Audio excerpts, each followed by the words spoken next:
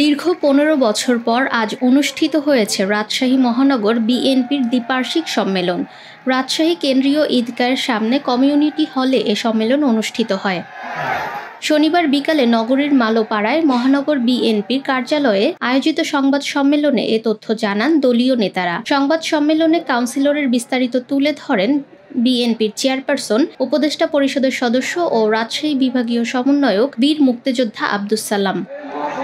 এ সময় বিএনপির রাজশাহী বিভাগীয় সাংগঠনিক সম্পাদক সৈয়দ শাহীন শওকত সহ বিভিন্ন পর্যায়ের দলীয় নেতারা উপস্থিত ছিলেন। সম্মেলনে ভার্চুয়ালি প্রধান অতিথি হিসেবে যুক্ত হয়ে বক্তব্য রাখেন বিএনপির ভারপ্রাপ্ত চেয়ারম্যান তারেক রহমান।